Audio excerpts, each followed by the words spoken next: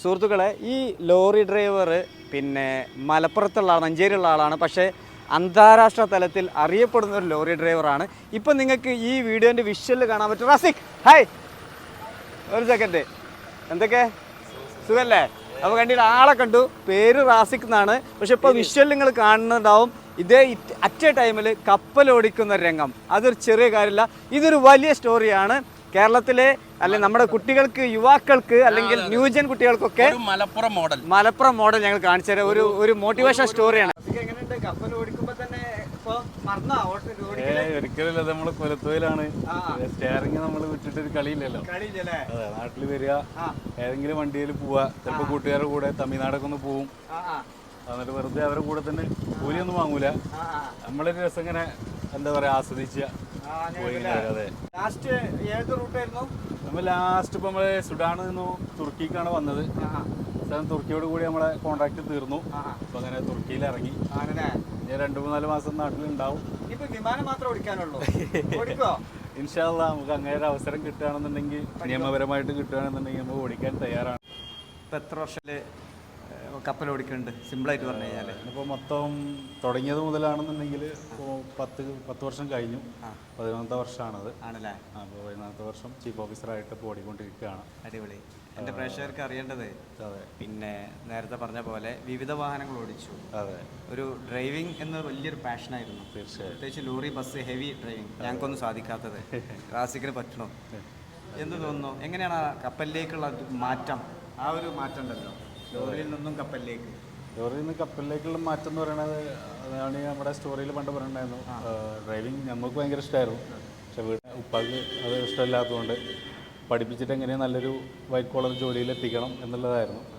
അപ്പോൾ അങ്ങനെ +2 കഴിഞ്ഞ ഉടനെ തന്നെ വേറെ എന്തെങ്കിലും കോഴ്സ് നോക്കണം എന്നുള്ള രീതിക്ക് അന്വേഷിച്ച് കണ്ടുപിടിച്ചതിൽ ഡ്രൈവിംഗ് പോലെ തന്നെ പല രാജ്യങ്ങളും ചുറ്റി നമ്മളൊരു വൈബിനനുസരിച്ചുള്ളൊരു ജോലി ഇതാണെന്നുള്ളത് ഉറപ്പിച്ചു. അവസാനം അതിൻ്റെ പിന്നാലെ പോയി അതിൻ്റെയുള്ള കോഴ്സ് കാര്യങ്ങളൊക്കെ കണ്ടുപിടിച്ചു. ഏറ്റവും ലോ ലെവലിലുള്ള കോഴ്സാണ് ഞാൻ അടുത്ത് 6 മാസത്തെ കോഴ്സ്. കാരണം വേറെ വലിയ ലെവലിലെ കോഴ്സുകളൊക്കെ ഉണ്ട്, പക്ഷേ അതിനൊക്കെ ഒരുപാട് സാമ്പത്തികമായിട്ടുള്ള പ്രശ്നങ്ങളുണ്ട്.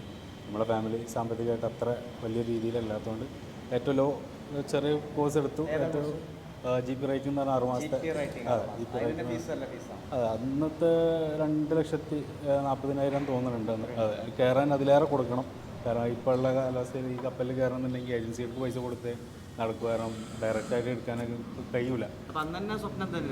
അതെ അതെ, ചെറുപ്പത്തിൽ നമ്മുടെ ഉപ്പാടെ അനിയൻ അപ്പാപ്പുണ്ട്, പുള്ളി പറയും കപ്പലിൽ പോയാൽ കുറേ പൈസ ഉണ്ടാക്കാം, കപ്പലിൽ പോയിക്കോ, നല്ലതെന്നൊക്കെ. കാരണം യാത്രയും ഇപ്പോൾ എല്ലാം പാടെ നോക്കുമ്പോൾ നമ്മുടെ ഒരു ജോലി അതാണെന്നുള്ളത് പഠിച്ചോ തീരുമാനിച്ചതാവും. നമുക്കങ്ങനെ ക്ലിയർ ആയിട്ട് വന്നിട്ടുണ്ടായാലും അൽഹംദുലില്ലാ അന്നങ്ങനെ കോഴ്സ് കഴിഞ്ഞു. പിന്നെ അങ്ങനെ ആദ്യത്തെ പോസ്റ്റ് വോയിസായിട്ട് കയറി. പിന്നെ അങ്ങനെ പടിപടിയായിട്ട് കയറി. അതിൻ്റെ ഇടയിൽ ഒരുപാട് താഴ്ചകളും വീഴ്ചകളും കുറേ പ്രശ്നങ്ങളൊക്കെ വന്നു.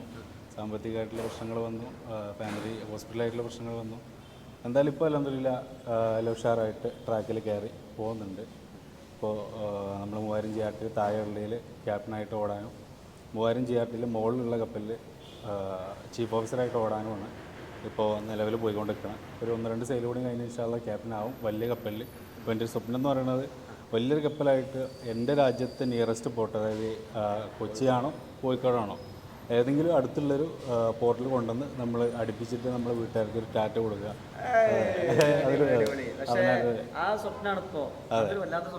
വെയിറ്റിംഗ് ആണ് നമ്മൾ.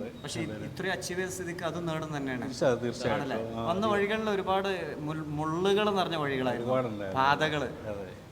ഒന്ന് സാമ്പത്തികം തന്നെയാണ് നമ്മുടെ മെയിൻ വില്ലൻ. എല്ലാം വില്ലനായി.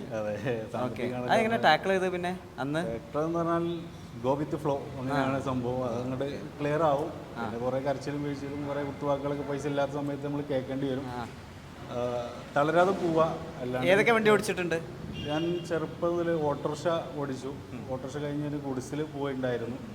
പിന്നെ നാടൻ പണികൾക്ക് പോയിട്ടുണ്ട്, സോഡ അടിക്കാൻ, പിന്നെ കോഴിത്തീറ്റ ചാക്ക് കയറ്റാൻ പോയിട്ടുണ്ട്.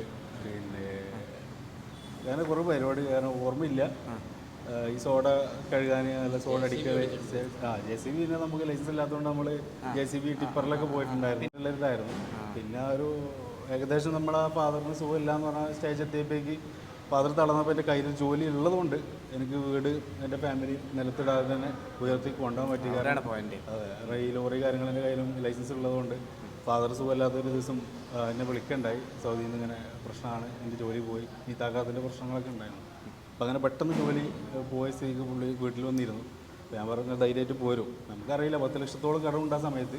അതെ, ആദ്യമായിട്ട് ഷിപ്പ് ഓടിച്ചത് ഓർമ്മ ഉണ്ടോ ജീവിതത്തിൽ? അതെ, ആ റൂട്ട് ഏതാ? ദുബായ് ഭാഗത്താണ് അത്. നമ്മളെ ആദ്യമായിട്ട് നമ്മൾ കയ്യിലേക്ക്, അതായത് മൊത്തത്തിൽ കൺട്രോൾ തന്നത് ദുബായ് ഭാഗത്താണ്. എങ്ങനെ ഉണ്ടായിരുന്ന മെമ്മറി? അടിപൊളിയായിരുന്നു. നമുക്കൊരു വണ്ടി നമ്മൾ ആശാന്മാർ കൈ വിട്ട് തരുന്ന പോലെ തന്നെ തിരൂരുള്ള നമ്മളെ വൈദ്യുതി ക്യാപ്റ്റൻ എന്ന് പറയും, പുള്ളി കൈ വിട്ട് തന്നേക്കാണ്. കാരണം ഒരു പോർട്ടിൻ്റെ അകത്തുനിന്ന് നമുക്കൊരു ഓപ്പൺ സീയിലേക്ക് ഓടിച്ച് കയറ്റിയ ഒരു ക്യാപ്റ്റൻ്റെ ഒരു കൺട്രോളാണ്. ആ കൺട്രോൾ മൊത്തം നമ്മളെ കയ്യിൽ തന്നിട്ട് ഈ ധൈര്യമായിട്ട് എടുത്തു നേരം നമ്മളെ വർക്ക് കാര്യങ്ങളും പുള്ളിക്ക് വിശ്വാസമായി. അപ്പോൾ ധൈര്യമായിട്ട് എടുത്തു നല്ല കയ്യിലേക്ക് തന്നു. ഒരു പ്രൗഡ് മൂമെൻ്റ് ആയിരുന്നു. ജീവിതത്തിൽ ആദ്യമായിട്ട് ലോറി ഓടിച്ച നിമിഷം ഓർമ്മ ഉണ്ടോ? ജീവിതത്തിൽ വണ്ടി ഓർമ്മയുണ്ട്. വളരെ ചെറുപ്പമാണ്. എൻ്റെ ഉപ്പടനീന അപ്പാപ്പ എന്ന് പറയും, പുള്ളി എല്ലാ വണ്ടിയും എനിക്ക് ചെറുപ്പത്തിൽ തന്നെ മടിയിലിരുത്തി സ്റ്റാറിംഗ് ഒക്കെ തരാറുണ്ട്. ഇൻഫ്ലുവൻസ് ചെയ്തേക്കണല്ലേ നിങ്ങളെ? പുള്ളി ഒരുപാട്. ഓക്കെ, ഇപ്പം എങ്ങനെയുണ്ട് ലൈഫ്? അന്നത്തെ ലൈഫ് ഇന്നത്തെ ലൈഫ് എന്താ? ലോറി ഡ്രൈവർ ഏറ്റവും ഞങ്ങൾക്ക് റെസ്പെക്റ്റ് ഉള്ള ജോബാട്ടെ ഈ ഡ്രൈവിംഗ് എന്ന് പറഞ്ഞു കഴിഞ്ഞാൽ. ചെറിയ കാര്യമല്ലല്ലോ അവർ ചെയ്യണത്. ജീപ്പാണെങ്കിലും ഓട്ടോറിക്ഷ ആണെങ്കിലും എല്ലാ ഡ്രൈവേഴ്സും വലിയ ഉത്തരവാദിത്വം ചെയ്തുകൊണ്ടിരിക്കണം. നമ്മുടെ നാടിൻ്റെ വികസനത്തിലും യാത്രയിലൊക്കെ വലിയ റോളുള്ള ആൾക്കാരാണ്. ആ ലൈഫ് ഈ ലൈഫ് വ്യത്യാസം എന്താ? ആ ലൈഫ് വ്യത്യാസം എന്ന് പറഞ്ഞാൽ നമ്മൾ ഒരുപാട് നന്ദിയുണ്ട്. കാരണം ഒരുപാട് പ്രശ്നങ്ങളും ഒരുപാട് പ്രയാസങ്ങളും അനുഭവിച്ചിട്ട് വന്നു. ചില സമയത്ത് വിട്ട് പോയാലോ എന്നുള്ള മൈൻഡുകളൊക്കെ വരാറുണ്ട്. പക്ഷേ നമ്മുടെ സ്വപ്നം എന്തായാലും ക്ലിയർ ചെയ്യണം. അപ്പോൾ ആ ഒരു ലൈഫ് എന്ന് പറഞ്ഞാൽ ഒരു 10 വർഷത്തെ ലൈഫ് എന്ന് പറഞ്ഞാൽ ഒരുപാട് മാറ്റങ്ങളുണ്ട്. കാരണം നമുക്ക് ആ സമയത്തുള്ളൊരു ജീവിതശൈലിയല്ല ഇപ്പോൾ. എന്തായാലും അൽഹംദുലില്ലാ റാഹത്തായി. പഴയ ബന്ധങ്ങളൊക്കെ ഉണ്ട്. അപ്പോൾ ക്യാപ്റ്റൻ എന്നുള്ള പദവിയിലാണോ നാട്ടിൽ നടക്കുന്നത്? അങ്ങനെ ചില ആൾക്കാരൊക്കെ ഉണ്ട്, ചില വലിയ പൊസിഷനിലെത്തുമ്പോഴേ പഴയ ആളുകൾ മറക്കണേ. നമുക്ക് തന്നെ അറിയാം, എനിക്ക് അല്ലെങ്കിൽ ഷാവിലൊക്കെ അറിയാം. പണ്ടത്തെ ആളുകളൊന്നും ഒരു ഓർമ്മയുണ്ടാവില്ല. റാസിക്കിൻ്റെ ശൈലിക്ക് തോന്നിയത് നമ്മളിപ്പോൾ വണ്ടിയിൽ വരുമ്പോൾ തന്നെ ഒരുപാട് ആളുകൾ താറ്റലും ഇതൊക്കെ ഉണ്ട്. എന്താണ് തോന്നുന്നത്? അപ്പോൾ വെറും ക്യാപ്റ്റൻ ജാഡയിലാണോ? ഒരിക്കലും ഇല്ല, ഒന്നും വഴി നടന്നിട്ടില്ല. ഇല്ലല്ല, പഴയപ്പോഴും മഞ്ചേരി റാഷിക്ക് ഇപ്പോഴും മഞ്ചേരി റാഷിക്ക് തന്നെയാണ്. പിന്നെ എന്താണ് ഇപ്പോഴത്തെ കുട്ടികളെ ചെറിയ കാര്യത്തിന് പിന്നെ ആത്മഹത്യ പോലും ചെയ്യുന്നൊരു കാലഘട്ടമാണ്. 5ാം ക്ലാസ്സുകാർ ആത്മഹത്യ ചെയ്തു. എന്താ അവരോടൊക്കെ പറയാനുള്ളത്? പിള്ളേരോട് പറയാനുള്ളത് എന്താണെന്ന് വെച്ചാൽ കളിക്കണം, കുതിര കളിക്കണം, അത്യാവശ്യത്തിനൊക്കെ പഠിക്കേണ്ട സമയത്ത് പഠിക്കുക. നമുക്ക് എന്താണോ നമ്മളെ ഫോക്കസ് അത് മനസ്സിൽ ക്ലിയർ ആക്കി കഴിഞ്ഞാൽ എങ്ങനെയായാലും പഠിച്ചും കൊണ്ട് എത്തിക്കും, തീർച്ചയായിട്ടും എത്തിക്കും. നല്ല പണിയെടുക്കണം. അതെ, പണിയെടുക്കണം. എല്ലാ കാര്യങ്ങളും നമ്മൾ ഫോക്കസ് ചെയ്യണം. പക്ഷേ 1-2 വീഴ്ചകൾ കാണുമ്പോഴേക്ക് ലഹരി അല്ലെങ്കിൽ സൂയിസൈഡ് അങ്ങനെയുള്ള കാര്യങ്ങൾ പോകാതെ എന്തായാലും വരും, തീർച്ചയായിട്ടും വരും. വെയിറ്റ് ചെയ്യണം. ഷാവിലെ, മലപ്പുറത്തെ ഒരു അത്ഭുത പ്രതിഭയുടെ മുമ്പിലാണ് ഇരിക്കുന്നത്. ഈ അത്ഭുത അങ്ങനെയൊന്നും ഇല്ലയെന്ന് നിങ്ങൾ പറയണം, അത് തന്നെയാണ് നിങ്ങൾ പറയുന്നത്. പക്ഷെ ഞങ്ങൾക്കത് പറയാതെ വയ്യ. എന്താ സംഗതി എന്താ വെച്ച് കഴിഞ്ഞാൽ, ഞങ്ങളിങ്ങോട്ട് ഫൈസൽ ബ്ലോഗർ എന്ന ചാനലിൻ്റെ ഒരു സ്വഭാവവും അതിൻ്റെ പ്രേക്ഷകരുടെ ഒരു സ്വഭാവവും ഞങ്ങൾക്ക് കൃത്യമായിട്ട് അറിയാം. അതുകൊണ്ടാണ് നിങ്ങളെ ഞങ്ങളുടെ ചാനലിൽ പരിചയപ്പെടുത്തണം എന്ന നിർബന്ധമായ ബുദ്ധി വന്നത്. എൻ്റെ വായനയിൽ മാതൃഭൂമിയുടെ വിമൽ കോട്ടക്കൽ, ഫൈസലിൻ്റെ ക്ലാസ്മേറ്റാണ്, എൻ്റെ സുഹൃത്താണ്. അദ്ദേഹം ഈ കഴിഞ്ഞ ഇന്നലെ ഞായറാഴ്ച സപ്ലിമെൻറ്റിൽ വരാന്ത പതിപ്പിൽ നിങ്ങളുടെ സ്റ്റോറി വായിച്ചപ്പോൾ അത് ഭയങ്കര ഹാർട്ട് ടച്ചിങ് ആയിപ്പോയി. ഫൈസൽ പറഞ്ഞതുപോലെ പുതിയ തലമുറയെ പഠിപ്പിക്കേണ്ടുന്ന ഒരു സ്റ്റോറി ആയി തോന്നി. ഒരു 28 വയസ്സായ ഒരു യുവാവ് ഇത്രയും കാലം വന്നത്, അതിൻ്റെ ചരിത്രം, അത് വായിക്കുന്നതിൻ്റെ സൗന്ദര്യം വേറെയാണ്, അപ്പം ഈ വ്ളോഗിൽ അനുഭവിക്കുന്നതിൻ്റെ സൗന്ദര്യം വേറെയാണ്. ഇത് രണ്ടും ആളുകൾ കാണണം. വിമൽ കോട്ടക്കൽ എഴുതിയ ലേഖനം വായിക്കണം, ഇത് കേൾക്കണം, ഇത് പ്രചരിപ്പിക്കണം. കാര്യം എന്താണെന്ന് വെച്ച് കഴിഞ്ഞാൽ, ഫൈസൽ മാസ്റ്റർ നേരത്തെ പറഞ്ഞ പോലെ തന്നെ പുതിയ തലമുറയിലെ കുട്ടികൾ ചെറിയ വികാരങ്ങൾക്ക് അടിമപ്പെടുകയാണ്. അത് സന്തോഷമാണെങ്കിൽ അമിതമായ സന്തോഷം, വയലൻസ് ആണെങ്കിൽ അമിതമായ വയലൻസ്, സങ്കടമാണെങ്കിൽ അമിതമായ സങ്കടം. ഇത് താങ്ങാൻ പറ്റാതെ അവർ ജീവിതം അവസാനിപ്പിക്കുന്നു, ലഹരിയിലേക്ക് അഡിക്റ്റ് ആകുന്നു, ഇങ്ങനെയൊക്കെ പോകുന്നു. അങ്ങനെയൊക്കെ പോകുന്നിടത്ത് ജീവിതം ഇതൊന്നുമല്ല. പ്രതിസന്ധികളെ തരണം ചെയ്യാനുള്ള ഒരു മോഡൽ ഈ മലപ്പുറത്ത് ഈ മഞ്ചേരിയിൽ റാസിക്കിലൂടെ ഉണ്ട് എന്ന് അറിയിക്കാനാണ് ഞങ്ങൾ കുറച്ച് കഷ്ടപ്പെട്ട് ഇങ്ങോട്ട് വന്നത്. ഏതായിരുന്നാലും ഭയങ്കരമായ സന്തോഷമുണ്ട്.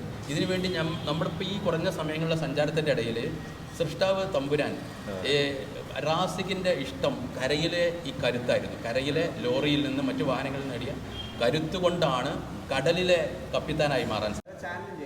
അതെ, ഞാൻ കപ്പലിൻ്റെ ജീവിതം കാര്യങ്ങളൊക്കെ ആയിട്ട് ചെറിയൊരു യൂട്യൂബ് ചാനൽ തുടങ്ങിയിട്ടുണ്ട്. അതായത് സഹായിച്ചിട്ട് 2 ലക്ഷത്തോളം സബ്സ്ക്രൈബർ ഉണ്ട്. ചാനലിൻ്റെ പേര് റാഷിഖ് ദ സെയിലർ എന്ന് റാസിക്കിൽ ഞാൻ കണ്ട ഏറ്റവും നല്ലൊരു ക്വാളിറ്റി എന്താ വെച്ചിട്ടുണ്ടെങ്കിൽ ഒരുപാട് ജോബുകൾ ചെയ്തിട്ടുണ്ട്. പക്ഷേ എല്ലാ മേഖലയിലും റാസിക്ക് ഹാർഡ് വർക്ക് ചെയ്താണ് മുന്നോട്ട് പോയിട്ടുള്ളത്. നമ്മുടെ യുവതലമുറ ഒരു കംഫർട്ട് സോൺ കണ്ട് അവിടെ നിൽക്കും. പക്ഷേ റാസിക്ക് നിന്നില്ല, മുകളിലേക്ക് ഹാർഡ് വർക്ക് ചെയ്ത് സ്ഥിരമായിട്ട് കണ്ടിന്യൂസ് ആയിട്ട് ഹാർഡ് വർക്ക് ചെയ്തിട്ട് ഈ ഒരു മേഖലയിൽ എത്തിയത്. അത് നമ്മുടെ യുവാക്കൾക്ക് നല്ലൊരു പ്രചോദനമാണ്. പിന്നെ ഞങ്ങൾ സഹകരിച്ച ആളാട്ടോ. ലോറി എന്താണ്ട് പേരെന്ത് ചെയ്തു? മുനീർ ഭായ്. എവിടെ വീട്? Thamarassery. Okay, great, thank you. നിങ്ങളോ ലോറിയാ? അല്ല, ഓണറാരാ? ഇവിടെ കേലം ഫ്രൂട്ട്സാ. Okay, കേലം fruits. ഞങ്ങൾ വളരെ ബന്ധമുള്ള ഓക്കെ, കേലം ഫ്രൂട്ട്സിന് നന്ദി.